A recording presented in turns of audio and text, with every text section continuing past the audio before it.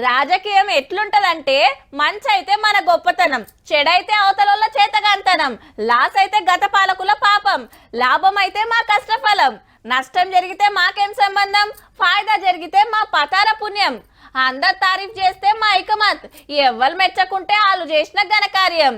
గిట్లుంటది అండ్ల గీదోటి. ఇందూరుకు పసుపు board తెచ్చిండని MP Arvind సర్పోర్ట్ వాళ్ళకు పాలాభిషేకాలు చౌరస్తాల కాడ బ్యానర్లు కడితే అటుకెళ్లి కవితక్క మైకుల ముంగటికి వచ్చింది. పసుపు బోర్డుతో పాటు పసుపుకు మద్దతు ధర 15,000 రూపాయలు ఇవ్వాలని చెప్పి డిమాండ్ చేస్తూ ఒక త్రిముఖ వ్యూహంతోని నేను 5 ఏళ్లు అలుపెరగని పోరాటం చేసిన విషయాన్ని అగనాట అప్పట్లో అక్క ఎంపీగున్నప్పుడు కొట్లాడినందుకే ఇప్పుడు ఇచ్చిర్రట సెంటర్ వాళ్ళు. అంటే 10.5 ఏళ్ల కింద పార్లమెంటుకు పోయి 5 ఏళ్లు పదవిలుండే. ఢిల్లీలో పెద్ద పెద్దోళ్ళని కలిసి నేను చెప్పిన కాబట్టికే నిజామాబాద్ లో పసుపు బోర్డు పెట్టిండ్రనేది అక్క మాట.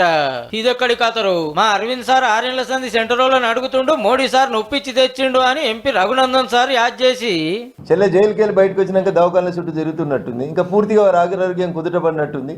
ఇంకొంచెం మంచి డాక్టర్లతో ట్రీట్మెంట్ చేయించుకున్న తర్వాత ప్రెస్ మీట్లకు వస్తే చెల్లె బాగుంటుంది అనేది నా అభిప్రాయం. 2019లో కవిత కోడిపోయినాక షానొద్దులు నిజామాబాద్ దిక్కే పోలే, మళ్ళా ఎమ్మెల్సీని చేసినాకనే వచ్చింది. నిరుడు లిక్కర్ దందా కేసులో 5 నెలలు జైలు నుండి వచ్చినాక ఈ నడవనే పబ్లిక్ లో తిరుగుతాంది. కాంగ్రెస్ వాళ్ళు సుతం మేము లడాయి చేసినందుకే వచ్చిందంటారు.